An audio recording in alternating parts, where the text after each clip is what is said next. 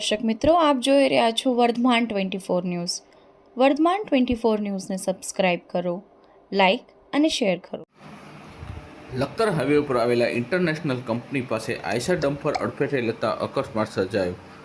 વર્ષો પહેલાં સુરેન્દ્રનગર જિલ્લા આરટીઓ અધિકારી અજય શાહ દ્વારા કંપનીમાં આવતા વાહનો રોડ પાર્ક નહીં કરવાની તાકીદ કરી હતી.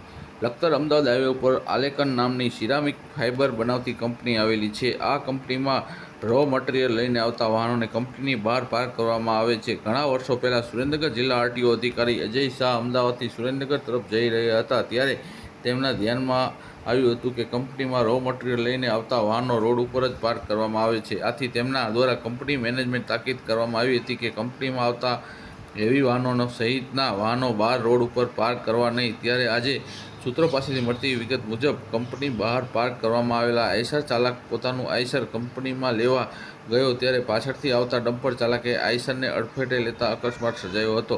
સદબદ આઈસર ચાલક સમય ચૂકતા વાપરી ખાલી સાઈડમાં કૂદી જતાં કોઈ જાનહાનિ કે ઈજાગ્રસ્ત થયું નહોતું. ત્યારે ડમ્પર ચાલક અકસ્માત સર્જી થોડે દૂર ડમ્પર મૂકી ફરાર થઈ ગયો હતો.